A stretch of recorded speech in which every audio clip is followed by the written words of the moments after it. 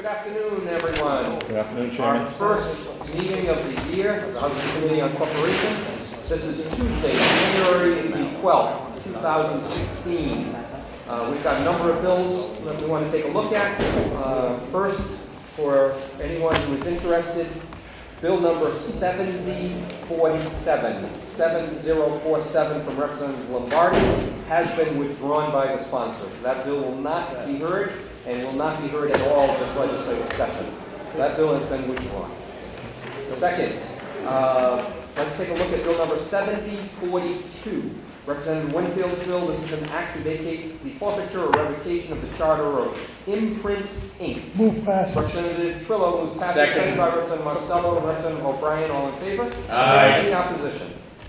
Second bill, Bill number 7043 from Representative Newberry. It's an act to vacate the forfeiture or revocation of the charter of the Executives Association of Rhode Island, Inc. Move Representative passage. Marshall moves passage. Second by Representative O'Brien, Representative Phillips. All in favor? Aye. Any opposition? Next is Bill number 7044 from Representative Notalillo. It's an act to vacate the forfeiture or revocation of the charter of McChelly Construction and Roofing, Inc. Representative Trillo moves passage, seconded by Representative O'Brien. All in favor? Aye. Any opposition?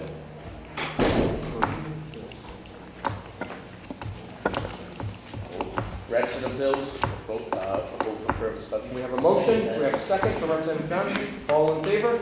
Any opposition? We will hold the remaining bills for further study. And the first bill we're going to take a look at is Bill number 7041 from Representative Hull.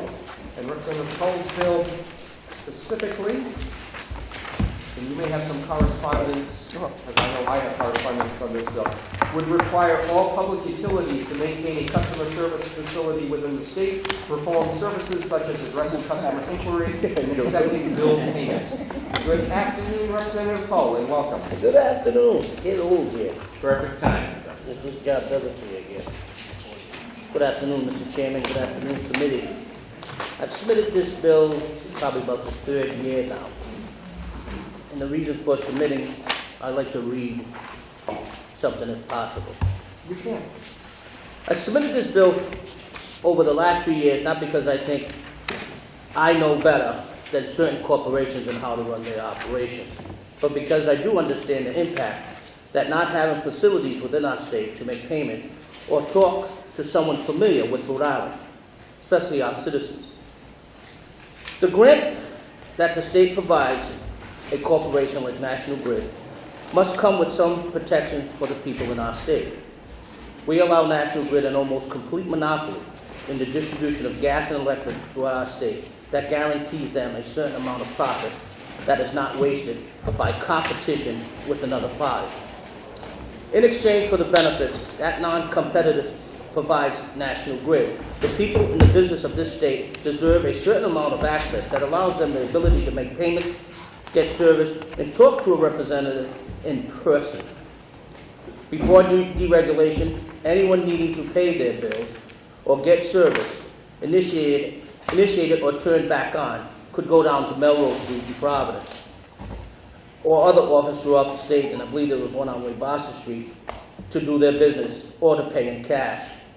Nowadays, they have to go to some third-party provider, such as Western Union, and pay a fee to a third party just to have the privilege to pay National Grid for their services. And then connect with National Grid and information about the bill payment that has to be made and further delaying the time that makes the service to be reconnected. Basically what it's saying is that with the third party, you go through them, they call somebody else in another state, and then another state, and then eventually it comes back to Rhode Island, the person in Rhode Island. I can only imagine how much the delays in getting service affects the economy in our state and in the long run. I'm not here to bash National Grid, please understand that. I am here as a consumer, as a person who represents Rhode Island and the people who live here. And I think we deserve a customer service office that represents the people here. Someone personal. And I can tell you familiar stories from the job that I do day to day, in that I have a better contact with people in the street that I can get their gas turned on because I can call somebody personally from my position as a police officer to contact somebody who's working in the street that makes a phone call and then all of a sudden their gas is turned on versus calling New York or calling Nevada or wherever they have their satellite offices. And this is not particular National Grid. You see Cox Communications also moved out also. They're another one. And eventually everybody will move out because we're just a passerby, so we're just a feeder. We're not that important. That's basically what they're saying to us in Rhode Island. That you're not that important enough that we need a physical body or a contact person here in the state to deal with it. And I've told you the horror stories before in the last year where I actually had to go all the way to the PUC to resolve an issue that was clearly a mistake, but nobody wanted to resolve it, and they kept passing me off and passing me off and passing me off. I don't want to be, and I say this, I don't mean to bash National Grid or the corporations that, and I don't want to tell them how to run their businesses. There's some humanistic part that needs to come back to services and to the people that they serve within our state. I thank you for your time, and I yield to any questions. Okay.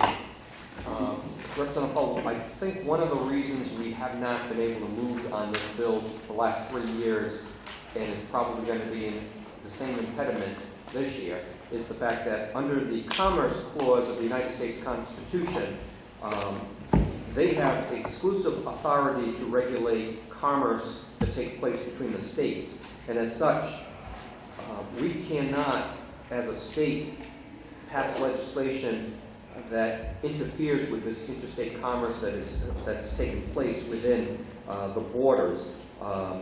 And so one of the problems that we are running into is by violating the Commerce Clause, if we were to enact a piece of legislation such as this most likely would be ruled as unconstitutional by the courts.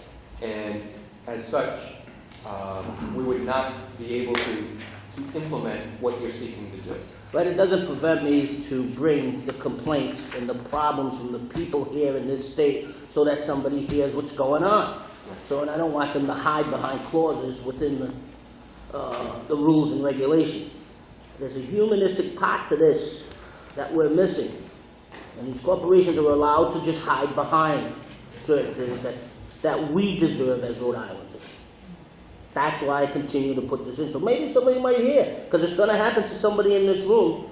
They're going to bounce you off to somebody else. They're going to bounce you over here, and you're going to say, yeah, Hull was right. Yeah. They're doing this. Thank you, Mr. President. And again, for the benefit of the committee, this applies not only to National Grid, but this would apply to Verizon, this would apply to Cox, this would apply to AT&T, this would apply to T-Mobile, this would apply to any company that is considered a public utility, so to speak. Any questions? Representative Trillo. Well, first of all, I understand his complaints and the points that he's bringing up are very valid. My question is, it's very different from Verizon, not Verizon Wireless or Sprint or these other companies, but where we're the state of Rhode Island, we give them permission and rights to put their poles up for delivery systems. The same way we give the gas company rights to dig up our streets to put the pipes in to supply them. And there's competition, but the competition in a lot of ways is psychological. It seems as though we as the state of Rhode Island should have some ability to put some restrictions on them for those rights, as opposed to maybe demanding that they have a corporate office to handle whatever. You know where I'm going with that? Does that sound logical to you? It sounds logical, but unfortunately the U.S. Constitution is something that we're stuck with having to work with as well. What I'm saying is, isn't there any way around the Constitution because of the uniqueness of the utilities that we're talking about? Well, and that's a good question for those, and we're going to hear from probably Peter Bowman in a couple of minutes, speaking on behalf of Verizon. But Peter cited a number of cases that have occurred in other states where they attempted to do something similar to this, and all of those have been ruled unconstitutional. So I wish there was a way, because I understand exactly what you're saying on this. I wish there was a way that we could work around it, and perhaps there was a lawyer somewhere that can discover what that is, that would make it a constitutional way of doing it, but so far, that Maybe lawyer this is a start, hasn't Mr. been Chairman. discouraged. It's a start. Maybe somebody else there may hear. Yes. Thank you for your time. Thank you. Thank you. We'll hear from Peter Bowman from Verizon. Thank you, Mr. Chairman and members of the committee. I think as Chairman Kennedy cited, I had sent a letter that had a lot of case law written into it, but more to address Representative Hull's concerns. I mean, it's a very competitive environment, and we think that businesses should be out there to compete and provide good customer service. We're obviously sympathetic to Representative Hull's concerns of how do you reach a company, do you get quick service. We have a large presence here on 234 Washington Street. We have a lot of our employees. We have our wireless stores. We do have some stores out there where you can return cable equipment, things of that nature. So we do sympathize with Representative Hull on trying to make sure that companies like ours provide good service, and we try to do that in the competitive environment. We just don't really think this piece of legislation, with all due respect to Representative Hull, is the way to go about it. Thank you. Any questions for Peter? Thank you, Peter. Thank you, Mr. Chairman. Representative Kazarian. Sorry, thank you. I The was last almost moment. away. I know, you almost got away. Exactly. So hearing about what Representative Hull is trying to accomplish with this bill, could you tell us some of the measures maybe that National Grid is I'm with Verizon. sorry, But I can Verizon, get- oh my I gosh. can get my, It'll be next, I guess. Sorry about that. Verizon has done to make sure they are as customer friendly as possible. and I think People it's living just- in Rhode Island. Yeah, and it just, the market is so competitive. I mean, whether or not you're talking about cable services or wireless services, our number one concern really is customer service, as represented from AT&T and the other companies here. So that's really our biggest thing. I mean, Rhode Island and other states, a lot of times, if you go back in the history of the telecommunications industry, there wasn't a lot of competition. We're now in an environment where there is incredible amounts of competition. So really, that's the best way, consumers can, defend themselves and pick the carrier or the company that treats them the best. So, and I mean, we really monitor this very closely, as I'm sure all of our competitors do, because poor customer service is just, the death of any business, and it's clearly the death of ours. All right. Any, yes, Representative Marcel. Hey, Mr. Bowman, thank you for I'm just reading your letter here, and I'm not going to get in a legal argument with you, because you probably win. But I don't think so. But all the cases that you cite, I think goes to Representative Trill's point, are unregulated industries. In other words, they're not, the state of Rhode Island, you're a public utility carrier. Electric companies are public utility carriers, which are highly regulated and allowed to be regulated. All the cases that you cite are really like the fishing industry within the state. Do you have any, are you aware of any case law that says that a state in regulating a public utility could not mandate a certain consumer billing office or something like that? And has the Supreme Court ever ruled on that issue? As far as you I'm know? not aware. Okay, thank you. Any other questions? Thank you. Representative. Was this all done to save money? So they don't have to have a facility in every state to help their customers with questions or? I mean, what we have really tried to do is consolidate a lot of our offices so that we can provide, in our mind, better customer service instead of having a lot of little individual offices. When you have a lot of large offices, call centers, you have much better ability to distribute calls. So it used to be, you call the phone company and you get somebody 9 to 5. Now, in Eastern Standard Time, now what we do is we have offices here, we have offices in California, we have offices in Texas, and our ability to route calls now is much better and does, in the end, provide better customer service because the office in Texas or the office in California is open midnight, maybe, Rhode Island time, if you will. So we view it as, I mean, I'm not going to lie and say at some level we hope there's productivity efficiencies and reduction of cost, but we also think it really helps to provide better customer service. You have overseas offices as well, don't you? We have not a lot. We're very limited. You do have some. We do have some, but if you placed a call today, in most cases, your call, say if you had a question on files, your call is terminating at 234 Washington Street, where we have hundreds of employees answering calls. It's where my office is on a daily basis to provide technical assistance. So we have a large presence here in Rhode Island. Thank you. Thank you. Any other questions for Peter? Thank you, Peter. Thank you. Let's hear from Stephen Boyle, who's a ratepayer. Good afternoon, Stephen. Good afternoon, Chair. I'm Steve Boyle. I'm president of the Cranston Chamber of Commerce, and I'm also the chair of the Ratepayers Advisory Board of the PUC. And I realize the business side of creating another center. I realize that would be an expense to some degree, but what Rep. Hull is talking about is extremely frustrating. We addressed this from the Ratepayers Advisory Board side. Myself personally, I had to get involved with just having a person make a payment. It's an extremely frustrating process.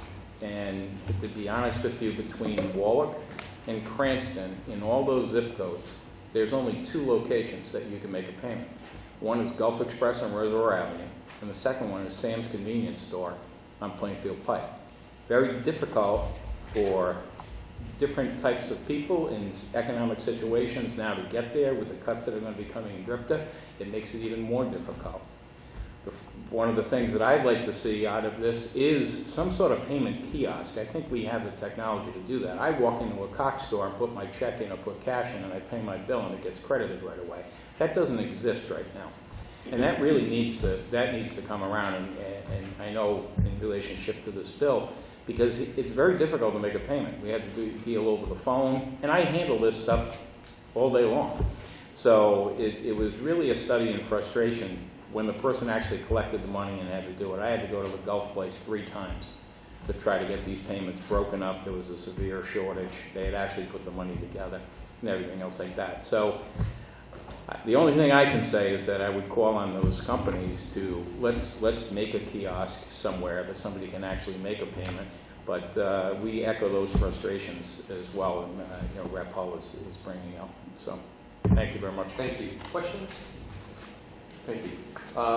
Patty Octo and Bill Farrell supplied written testimony that should be in your packet from AT&T, and Frank McMahon for National Grid.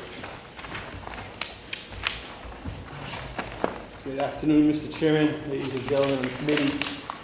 I think this is our 3rd year, Representative Hull, on this bill. It feels as though we were just here not too long ago. And interestingly, some things have changed. National Grid clearly seems to be not from a bashing perspective, but your issue seems to be focused on National Grid, and we hear you. Mr. Boyle as well. I don't know if National Grid has contemplated a kiosk idea. I wrote it down, and we'll figure that out and see if that's something we can do. It certainly makes some sense, I think. Over the course of time, National Grid has narrowed its customer service availability in person. The vast majority of payments that's received by National Grid come in the form of a check and a bill. The second largest form now is coming via a credit card or automated payment. So believe it or not, Rhode Islanders still pay via check. The majority, the smallest number of payments, the reason why the business doesn't... You can pay National Grid by credit card? You can. I wasn't aware of that. Yep, you can pay by credit card on the website. Yeah. So the smallest amount of money that National Grid collects is actually the reason why customer service has been downsized. Is the walk-up kind of business that was referred to by Steve and Representative Hull. So there are those occasions. The issues relating to shutoffs and the issues relating to shutoffs being turned back on, things of that sort, this bill would not help those situations at all, because it's a whole different regulatory process that we have to work through, framework that we've got to work through. And I believe one of the examples that Representative Hull pointed to, although it seemed difficult for the ratepayer, it actually was the system that worked well that actually found in the favor of the ratepayer in that particular instance. So the ratepayer in that case did have an opportunity to move and advance his concern. Ultimately, at the end of the day, National Grid was determined to be incorrect in that particular circumstance. So that situation that's spelled out by the PUC, in fact, works. And that's the reason why it's there, and those are the measures that go to protect ratepayers. So a couple of things that have happened over the course of the last year, which may be of interest to the sponsor and as well as all of you. National Grid has partnered with United Way and other social service agencies in Rhode Island. We've conducted a number of community meetings where customer service representatives come to a location. We've had one in Providence, one in Pawtucket, one in Newport, and they've been sparsely attended. But the few people that have come, I think, are folks that have the kinds of issues that Representative Hull is trying to work on here. So, we're trying to staff those community meetings with the right kinds of people so that those problems can get solved, because they're unique. And they're not necessarily problems that would get picked up whether or not I'm paying at Sam's gas station or if I'm paying my bill at 280 Melrose Street. We're looking at a variety of different issues and a variety of different socioeconomic issues that are plaguing folks. And at the end of the day, the economy is really the biggest reason why people can't pay their electric bill. Not to mention, electric rates that are high, I assume. So I'm not trying to diminish in any way what Representative Hull has put forward. I think that in terms of the conversation being started, I think the conversation has been started. I do think National Grid recognizes that there may be, some sort of a gap in trying to serve those the people that are in that particular quandaries. And as I said, this community outreach program that we've got operating, partnering with United Way and other social service agencies, we're going to give that some time to see if that can be the vehicle that tries to bring folks in and help identify problems before they get too big. Now, the shutoff issue is a whole nother problem, and the regulatory framework around it. That's not necessarily what this bill is about, but nonetheless, it's similar populations that are getting stuck in the shutoff and the turn back on kind of process. And we've had a couple of those bills that we've talked about over the course of the last couple of years. So National Grid is opposed to this legislation. We believe that legislation is not necessary. We believe that over the course of the business that we're trying to engage in the communities now, we're hoping to rectify some of the problems that Representative Hull has been brought to our attention. Frank, could you, in the very near future, within the next week, so I can distribute it to the members of the committee, provide us a list of all of the locations for people to pay their bills in person? I'm assuming, based on what we already heard from Steve Boyle, that in fact there is not one in every single community in the state. It almost sounds like it'll be a very small list, but nevertheless I'd like to see how that's distributed around the state, to see if there's one even in the southern Rhode Island area, or if there's one up in the northern Rhode Island area. So we'd like to see that list, if you can provide that. Certainly. Questions? Representative Phillip. I've been on this committee a long time. I've heard National Grid. I've been on longer than you, though, John. You're probably the only one that's been on consistently longer than me. We've heard National Grid come before this body many times when they were going to close down, hiring local employees to do stuff, and we basically understood their needs to do this, and we gave them we always gave them the sanctions that they needed to achieve what they're achieving. But I can tell you firsthand that I've had complaints from people. I've experienced my own experience trying to deal with out-of-state people. And I can't understand why, as a primary carrier, you can't open up a location. For years, Providence Gas had a location where people could walk in on Westminster Street, sit down and pay their bills. I mean, at the height of activity, and I understand National Grid is much bigger today, but by your own admission, people are not going in and paying their bills the way they did 20 or 30 years ago. And 30 years ago, National Grid probably had 10 people sitting at desks to do nothing but get bills paid and put service back on. With that said, I'm having a hard time not understanding why they can't do it. Because there's nothing like the person from the company. I'm not talking about Joe's Sunoco station. You go to pay a bill. They don't have the insight or the direct connection with the company. You walk into a National Grid customer service center, you should have the ability to pay your bill. The person behind the desk should be able to make phone calls or do whatever is necessary on the computer to get that gas restored as soon as possible. And we've lost that personal touch. And you know, pass it on. Who's going to stop you from passing it on? Whatever it's going to cost. I don't see it as a big expense. You know, I think if you said to me, Joe Trillo, organize a National Grid customer service station, I'll bet you I could do it for $500,000 a year, $600,000 a year. They already have the product. So I'm not buying this whole argument, and I'm not buying the constitutional argument, certainly, when it comes to this. I didn't hear a question, but I'll try to. All right, let me give you a question. How come? Let's take it to banks today. You go into a bank, and so many people are banking online, that the tellers are not anywhere near as busy today as they used to be years ago. Correct. Do you agree with that? You were a banker, were you not? No. You represent the banks. No, that's Farrell. That's Farrell. That's what I'm getting my guy's confused. I'm old, but I'm not that old.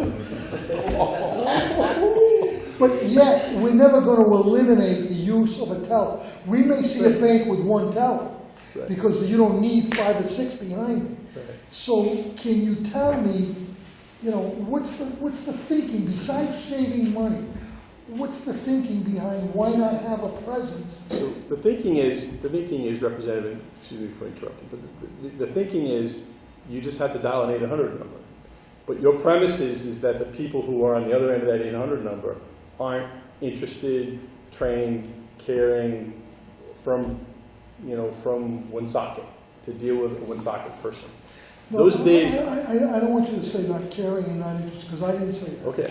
Okay?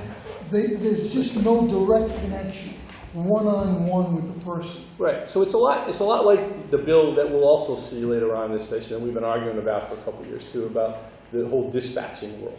You know, the dispatching folks for National Grid collectively bargained, by the way, the consolidation of that unit, and it allowed them to move to Waltham. We see a bill every year by 2 or 3 disgruntled guys who don't want to drive to Waltham, but who are driving to Waltham, and to do their job. And somehow there's this uniqueness to Rhode Island that prevents anybody to be able to steer you to, you know, One Shady Lane in Barrington, or you have to somehow live in the East Bay to be able to get somebody to One Shady Lane in Barrington, Rhode Island, or 7 Smith Court in Warwick, Rhode Island. I mean, 2 addresses, by the way. So it's just, the world's changed, and sometimes people can't or don't, or whatever the case may be. In National Grid's case, you dial your 800 number, that person's looking at the same computer screen that they would be looking at if they were sitting at Melrose Street or in Hopkinton. It'd be the same exact thing. So I think it's a problem, and the issues that Representative Hull speaks to are really, I think, not even part of where we are in terms of the customer service situation. If there was a customer service agent in Providence dealing with the issue that Representative Hull first had when he first introduced this bill, it would not have gotten resolved, Frank, other than the way that it got resolved. Let me interrupt you for 2 seconds, Yeah. okay? Let's do a hypothetical. Hypothetically, here's a family living in a house that has gas and electric with National Grid. They're paying a minimum amount of rent. They're scrimping by. They barely can afford to buy food. Sure. The gas gets shut off. They scrimp enough cash together to go someplace with this cash and pay the bill. Sure. They don't have any place to go. Now they got to go out and what? Get a money order. They don't have credit cards. They don't have credit. Right. So I don't know the answer to that question. I'm going to look. Well, the answer is if I come in and I see you, I give you the cash. I don't know enough and you about write the it payments up. on shut-offs. I don't know how that, I don't know how that works, whether you've got to come in with cash or you've got to come in with I just don't know off the top of my head. Do either of you, judging by the look on her face? Can I You know add the answer something to to that? that too, is that, yeah, I did it in cash just to avoid that problem, but they turned us away one time because the bill was like $1,200. So there's different rules. The payment place said they can't accept it, and I deal with Gladys Sargent.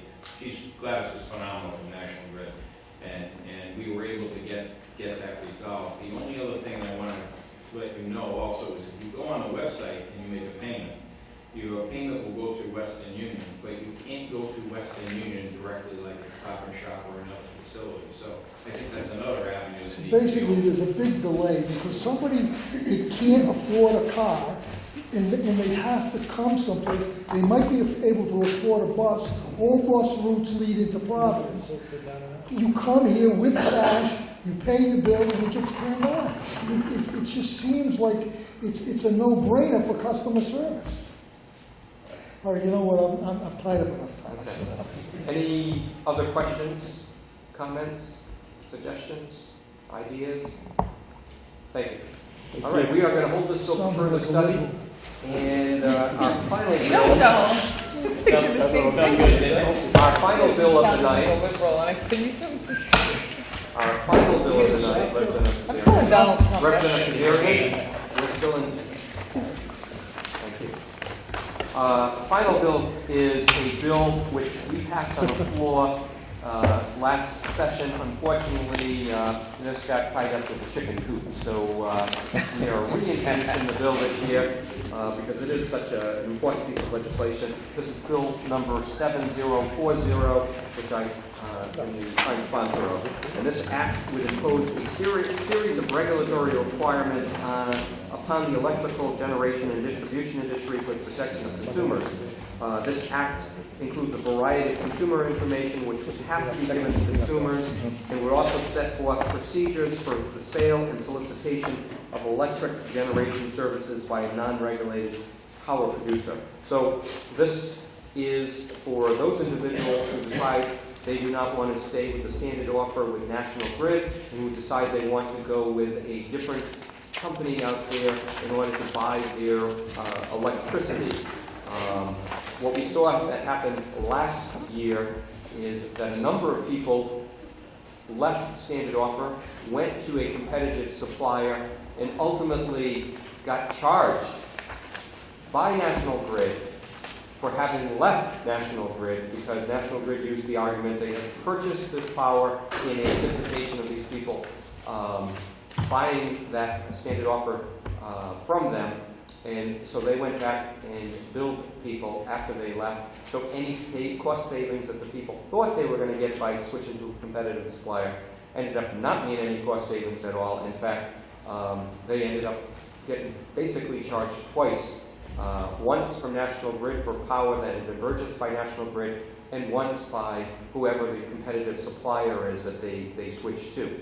That has since been rectified, this legislative or this past year, when the Division of Public Utilities and Carriers and the PUC made an agreement with National Grid that National Grid could not go out and bill those customers, but in fact, I guess National Grid will apportion it out overall after the fact to the overall base. That being said, this represents what we're seeking to do, which is to provide as much disclosure as possible to consumers who are looking to make that move from the standard offer and go into a competitive supplier. And it will provide to them, hopefully, information that they may not already have, as well as provide them with, if in fact, let's say they switch to a competitive supplier and that rate varies by the month, it will provide upfront the information to the consumer to know what that variable rate may be. Or if they're locking in at a certain rate, it will tell them when they locked in and when that contract period ends for the locked-in rate, so that if in fact the consumer decides they want to move to a different supplier or go back to the standard offer with National Grid, they have the opportunity to do so. We have a letter here from Cynthia Wilson-Frias, the Deputy Chief Legal Counsel for the PUC. You're over there. I'm sorry. I wasn't looking right by you. I was looking over here at Steve Boyle. So Cynthia, I'm going to call on you first, just very briefly to speak to your letter. Thank you, Chairman, members of the committee. As Chairman Kennedy pointed out, this is a bill that the division, the commission, staff, and some of the competitive suppliers had worked on last year to try to reach a balance in providing additional information and providing some enforcement powers for the division and to make sure everybody is on the same level playing field. It did pass the House, I believe, unanimously last year. I had provided Chairman Kennedy with a couple of edits for this session, one of which is the division has already been working on a website for purchasing power, and so we updated the bill a little bit that way. The other was there were a couple of areas that were a bit duplicative. Anytime you look at something a second time, you kind of find those things, so it streamlines it a little bit. Otherwise, if you have any questions, really, I think Chairman Kennedy summarized it quite well. Any questions for Cynthia? Thank you. Other than the specifics that the legislation requires you putting there, do you think you need the legislation from the PUC to implement this yourselves if you wanted to? A couple answers to that. One is that the division currently doesn't have any enforcement powers as it does over a public utility. So, for example, they have an all or nothing approach. They can either, if they do look into customer complaints. However, if it's sort of you can do what we're asking you to do, or we can pull your license. Okay. And right now we've been lucky that we've been working with fairly reputable companies, and so they've been willing to work with the division representatives and make refunds and that sort of thing. However, if they were to fight it, it would be all or nothing, and that just doesn't seem quite. And if you recall last year when we held the initial hearing on this bill, a number of those competitive supplier companies, and some of which don't even currently offer residential competitive supply here in Rhode Island, were nervous about the bill because they thought it went too far in one direction. I pretty much modeled it after what they were doing over in Connecticut, and it was through the conversations that took place over a little over a month or more with the PUC that ultimately we were able to come to the resolution that we have before you. And I can tell you that those competitive suppliers seem to be very favorable to the legislation today. In fact, there's no one signed up in opposition to the bill at all. And in fact, one of those competitive suppliers signed up in favor of it, I believe. This bill is far superior to the Connecticut legislation that was passed. The Connecticut legislation that was passed was overly complicated and has resulted in some regulatory logjams and inability to actually implement the provisions of those statutes. So I think what this does is it lays out guidelines for the agency and to implement through various proceedings without being overly prescriptive so that the agency can respond to changing dynamics. Thank you. Any other questions? Thank you very much, Cynthia. Why don't we hear from Steve Boyle, representing the ratepayers again?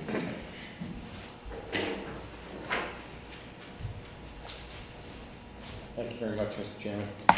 Again, from our perspective on the Ratepayers Advisory Board, we're very much in favor of this. We need transparency when it comes to making these choices. They are unregulated, basically by the PUC. The other thing is it can impact some of the marketing that's been done. The other thing that's in there that I liked a lot was the training. There's really no training for these people going around.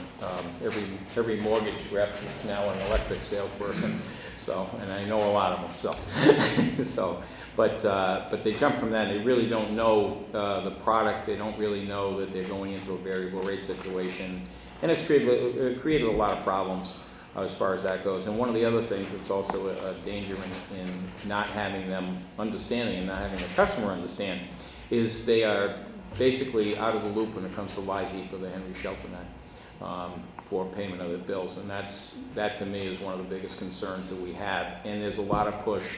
Lieutenant Governor McKee's been doing a lot of work, and the PUC is going to be doing with the website. But again, it comes down to that understanding of which markets you're getting into, and we analyzed one of the marketing materials one time, and it can be a little select and difficult to understand, so I applaud your efforts to do this. So, thank you. Thank you. Any questions?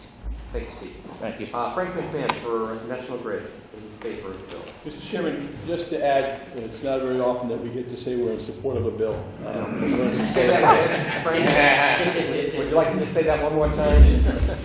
No? Come on, Frank, one more time. We're in support of the bill. Thank you.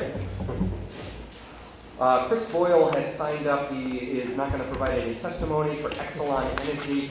Exelon had been in opposition to this, but again, working with the PUC, is now in favor of the bill. And finally, Tom Kogut from the Division of Public Utilities and Carriers. Tom. Yes, Mr. Chairman, Tom Kogut from DPUC, members of the committee. I'll be very brief because I really don't have that much to add, except I do want to emphasize the point that, as we've seen in other jurisdictions, Connecticut, Pennsylvania, Illinois, and to a degree Massachusetts, where these competitive markets have really started to take off among residential and small commercial customers. Without adequate transparency, there have been some really serious problems. As we saw with the billing adjustment, when customers encounter some really serious problems with transitioning between standard offer and competitive supply, it becomes a legitimate issue. I think this bill addresses a lot of transparency issues. It gives the division the ability to structure regulations in such a way that give customers as much pertinent information as they need as they go from variable rates or to fixed rates, or if they dabble in the competitive market. Right now, standard offer rates are relatively low, but we don't know when the next significant change occurs, which will be for October 1, whether or not we'll start to see another expansion and another push in this market. Good. Any questions for Tom? Thank you, Tom. Well, that completes testimony on this bill. We're going to hold it for further study, and we will most likely be voting on it next week. That being said, Motion to adjourn? we have motions to adjourn. All in favor? Aye. We are adjourned.